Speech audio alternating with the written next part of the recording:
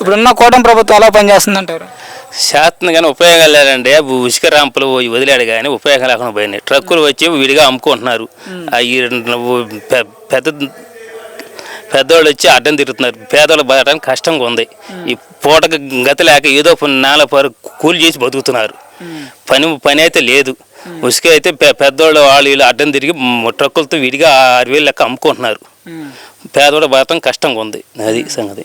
మరి మొన్న కరెంటు బిల్లులు తగ్గిస్తామని చెప్పారు, మరి ఇప్పుడు అలా పెంచారు కదా, దానికి ఏమంటారు మీరు?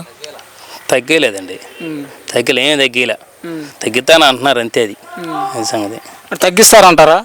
అది వాళ్ళ ఇష్టం, వాళ్ళ దృష్టిలో పెట్టుకోవాలి. కానీ మనం చెప్తే అంతవరకు న్యాయం. అది వాళ్ళ దృష్టిలో పెట్టుకోవాలి. అది మరి చంద్రబాబు గారు సూపర్ 6 చెప్పారు కదా, అమలు చేస్తున్నారంటారా? చేస్తారని అని ఓట్లు వేసి వానికి చేస్తారని అనుకుంటున్నాం. అది మరి అది సంగతి. అయితే మరి ఇప్పుడు అమ్మఒడి, రైతు భరోసా ఇస్తారంటారా?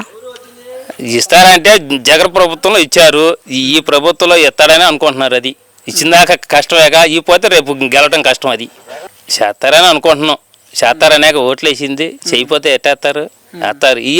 ఈసారి ఏ చేయిపోయినా కానీ ఈసారి ఓట్లు వేయరు మళ్ళీ. అది బాబా, మరి ఈ అత్యాచారాలుగా ఇది పెరిగిపోతున్నాయి కదా రాష్ట్రంలో, దానికి ఏమంటారు మీరు? అది ముఖ్యమంత్రులు పట్టించుకోవాలి. ఓట్లు వేసి గెలిపించాం. ఈ అత్యాచారాలు మొత్తం పట్టించుకోవాల్సింది ముఖ్యమంత్రులు. వాళ్ళు ఏసీ రూమ్లో కూర్చోబెట్టిన తర్వాత ఇవన్నీ జరిగితే ఏం చూస్తున్నారు అట్లప్పుడు దేనికి ముఖ్యమంత్రి వాళ్ళు మాకు దేనికి అంటున్నా?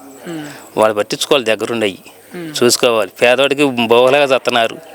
పేదవాడినే ఇబ్బంది పడుతున్నారు. ఉండట్టే అవుతున్నారు కానీ పేదవాళ్ళగా ఉంటున్నారు. అది మరి జగన్మోహన్ రెడ్డి గారిని ప్రజలే ఓడించారని అంటున్నారు కదా, దానికి ఏమంటారు?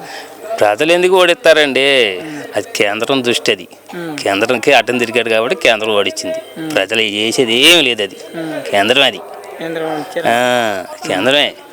Okay Babu, thank you.